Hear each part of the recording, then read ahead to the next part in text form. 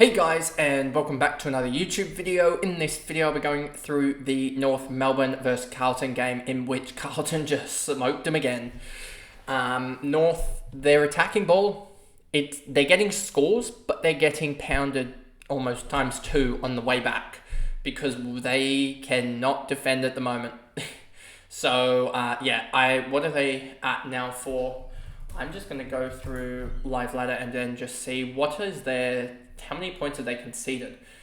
In 3 games, they're conceding 120 points per game, and they've played North Melbourne fixtures.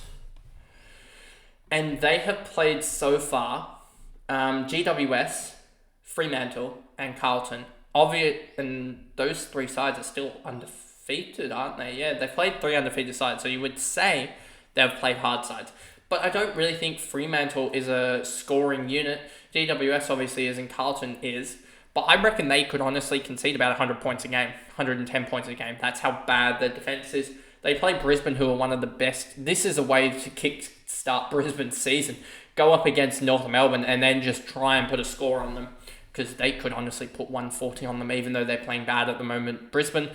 That'll be an interesting game next week. But, Sheezel did his thing, and before we get into this video, remember to like and subscribe, turn the notification bell on, so you know when I upload, and let's get into the video. So, Harry Sheezel, 126, he did his thing. 32, 34, 30, 30. Yep, job done. Simple work.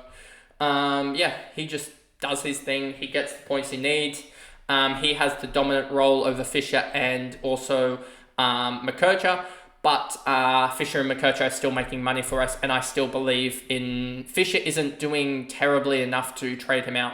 So I still believe in Fisher being potentially an F6 to F8 in terms of scoring, and grabbing him up for like 630k to be sort of that guy that averages plus potentially 10 more on his average to 15 more, because he's probably going to average, I think, 83, 84. That is still going to be close and will be probably a trade after the bye to get him up. But you could also see North just start to kick it around the back line and him just generate some more. So I'm sort of surprised that his scoring is a little bit lower. I thought it would be sort of that 90 range, but I still think he'll get into sort of the low 80s. Harry Sheezel 126. Tom Powell, annoyed that I didn't go for him in the end. I went with the crowd and went Massimo because the main reason was that I didn't have enough cash to get to a defender that I liked. I basically would have had about 20k or whatever, and 220k there was no defenders, and I'm glad I didn't go pink. If we go here, defenders 200 to 290k, and then we go selected to play. You have Pink here. You have Borlas, who made a 54, but he's not really going to be relevant. Draper, he's done really well across his 2 weeks to now to put up a 49, which will get him up probably 20k or so, but I didn't like the prospect of a key defender. And you got Mitchell, who I think will be not even there next week, so I didn't really like that option either, and he could even start in the green vest this week, which would be annoying. But that was basically my rationale behind not going Tom Powell.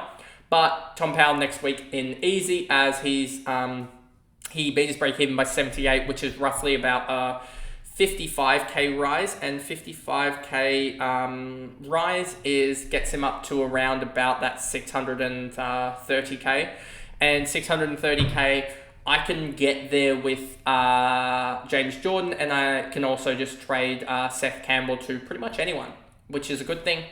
Get Seth Campbell to someone else, which I think he will start to slow down. But if Seth Campbell's break even is still negative, then it will probably just go Jai Clark or something like that to someone else, because I have that 30 to 40k in the bank that I can save, and James Jordan is 543 and he's got a 37, so I still expect a 70 score from him, and a 70 score from him will see him jump up sort of that 25k, get to that 570 and only be a 60k gap, which will mean that Jai Clark can go to sort of a 230k guy.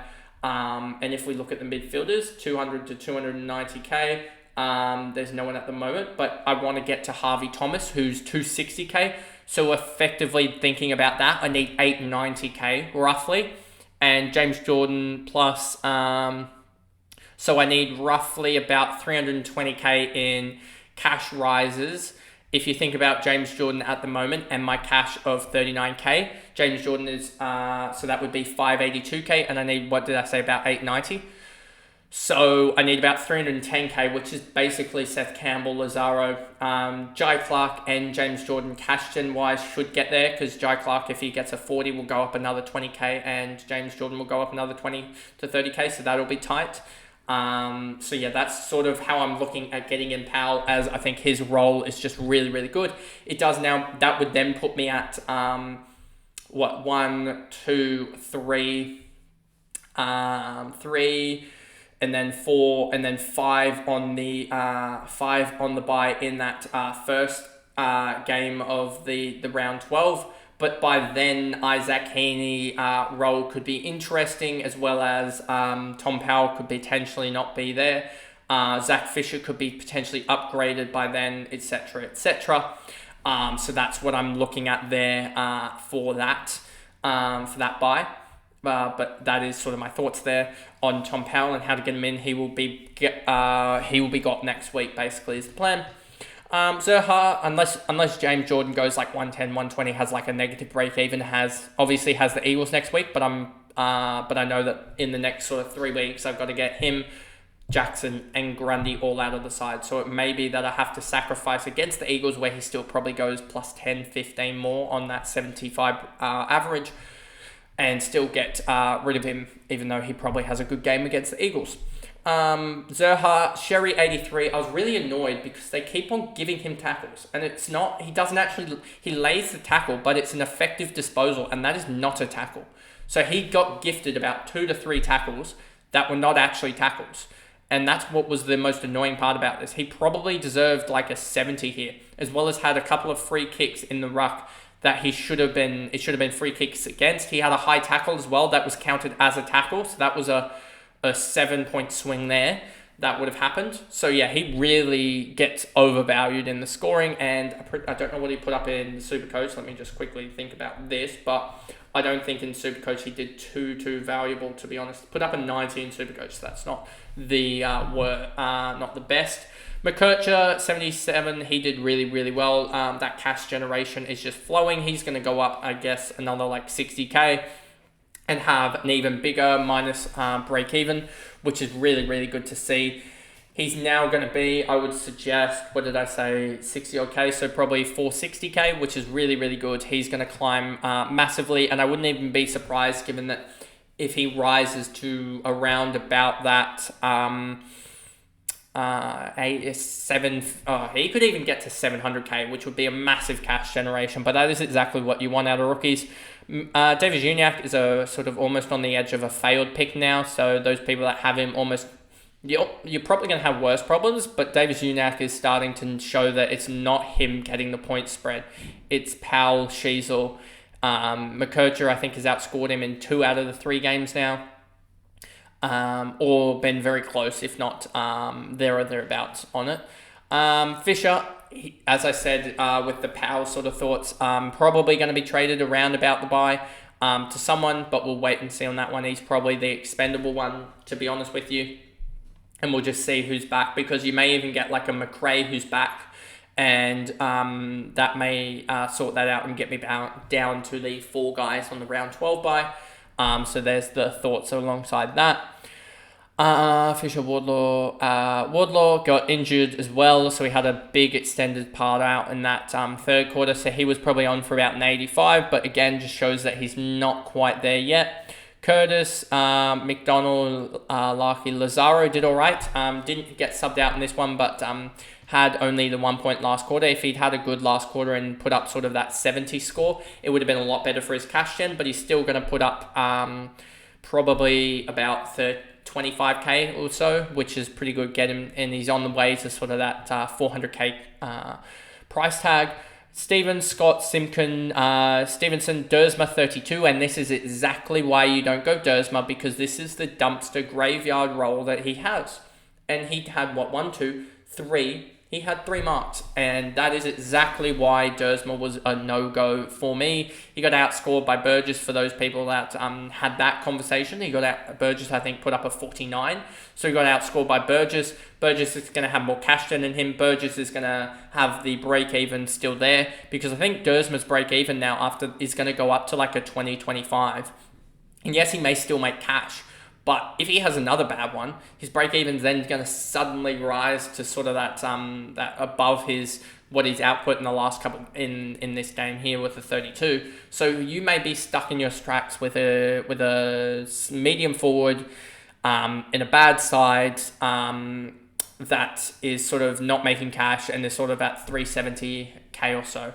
Because that's what he's going to be at. He's break-even by 33. That's going to be roughly 23k. So he's going to be probably 375 to 380k. And yeah, I don't think he's going to make much more cash gen after that performance. For Dawson Tucker, Pink had a shocker. I mean, look at that first quarter. He had a 0 first quarter. He gave away 2 free kicks in the end. Not as bad as, who was it? Marchbank, I think, gave away 4. And Core gave away, I think, 4. And then 1, 2, 3, only 3 for Core. So yeah, he gave away 3. The whole defense was for North. There was a lot of free kicks going everywhere. Harry Mackay did really well again, and yeah, his I don't know who Carlton play next week. Who do they play? Fixtures. They play Freo.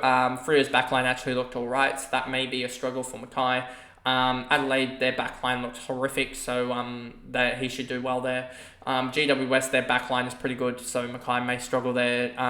Geelong's backline looks alright at the moment. Then Collingwood, Melbourne, and Sydney. So I don't know about, someone said somewhere that Mackay's run looks good, but that run doesn't actually look the best.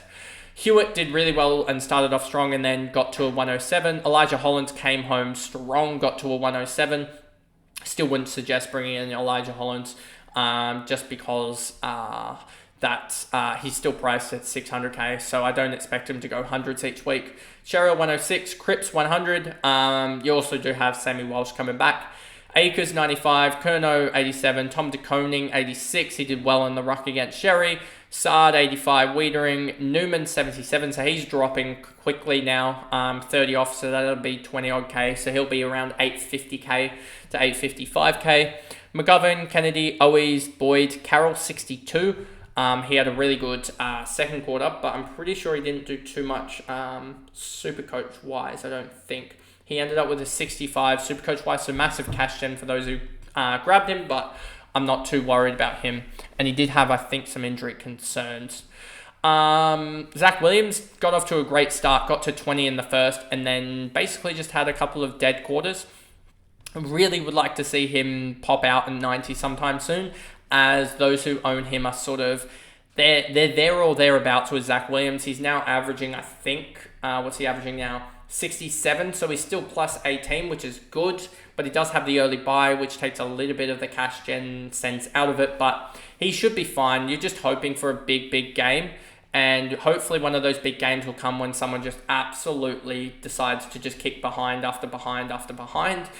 Hopefully Freo can do that, so that he can get a lot of ball down back, as, yeah, he didn't get too much, but I'm not too worried just yet, but I do have plans to get him out quick in the next 4 weeks. Fogarty, Hollands, Fantasia came on and had a really good last quarter, but not relevant. Cottrell, Durden, and Marchbank had an injury, as well as giving away 1, 2, 3, 4. He gave away 4 free kicks in the end. So yeah, that is the review of the North versus Carlton game, and I guess I will see you guys in the last review of the round, which will, of today, which will be the late night game between Freo and Adelaide. So I'll see you guys in that review. Bye guys.